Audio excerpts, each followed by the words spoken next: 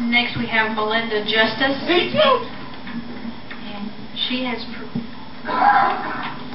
some items she wanted to deliver to you.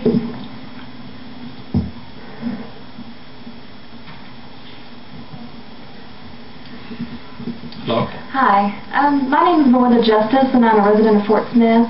I'd like to use my brief 2-minute allotment to discuss the safety, effectiveness, and cost of fluoride being added to the Fort Smith water supply. In 2006, the American Dental Association recommended that babies ages 0 to 12 months should not drink fluoridated water because of the risk of dental fluorosis, which is pictured on the cover of this report. The National Research Council of the National Academy of Sciences has designated kidney patients, diabetics, seniors, and babies as susceptible subpopulations that are especially vulnerable to harmful ingested fluorides. In 2006, a study by the Environmental Protection Agency found that 2 out of 5 adolescents had tooth streaking or spottiness and some pitting due to excessive fluoride.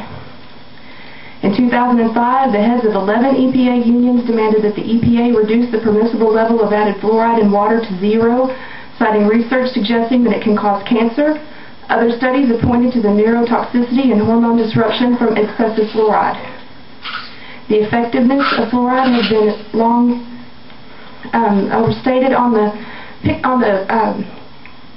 report that I gave you, it has a picture from the World Health Organization showing that decay rates are just as low or lower in the countries that do not use fluoridization, which is only 2 of the 48 countries in Western Europe do not use fluoridization, and Japan and China do not use fluoridization, but they've had the same amount or more reduction of dental cavities. And 5 studies published in 2000 have reported no increase in tooth decay in communities which ended fluoridization. Based on the data from the EPA, children ages 8 and younger exposed to excessive fluoride have an increased chance of developing pits in the tooth enamel. Excessive consumption of fluoride over a lifetime may increase the risk of bone fractures. Fluoridization will cost the taxpayers $90,000 a year. Mayor Sanders, 2 minutes. Okay. Thank you. Appreciate your time. I'd like to mention that Delta Dental, a private insurance company who is willing to pay the $2 million to fluoridate our water supply, does not cover dental fluorosis in their coverage. Thank you. Thank you. Next we have Daniel Reynolds. I'm sorry, who is it? Daniel Reynolds. Thank you. Welcome. I'm Daniel Reynolds. I've been a Fort Smith resident my entire life, and I'm here to talk to you today also about fluoride. The EPA classifies fluoride as a contaminant to our drinking water. It causes dental effects for dental fluorosis, skeletal fluorosis. Been proven, or has been linked to osteosarcoma, which is also known as bone cancer, skeletal fluorosis, which is basically the densifying of the bone due to the fluoride replacing what should be calcium.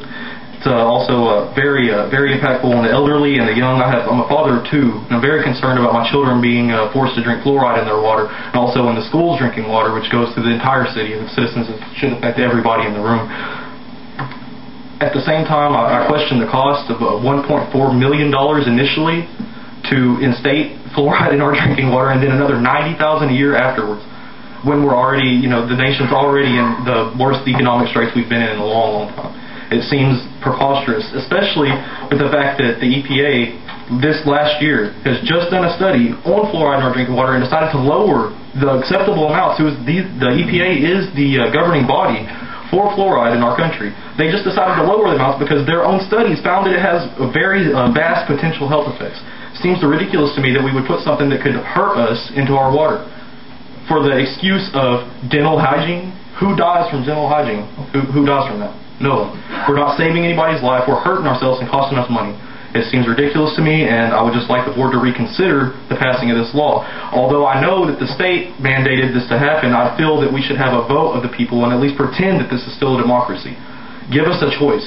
Give us the right to vote on this or to put our input in at all. And I know this is not a question and answer forum, but I would like to question if any of you did any type of research at all on this before you decided just to pass it. I mean, do you have Google, right?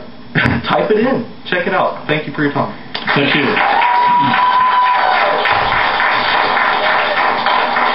Next we have Glenda Justice.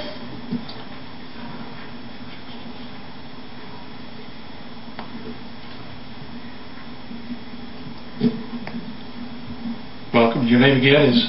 Thank you. I'm Glenda Justice. I'm from Pacola, Oklahoma, a border town of Fort Smith. I've been there for 35 years. I primarily did a lot of work in Fort Smith. My husband did too.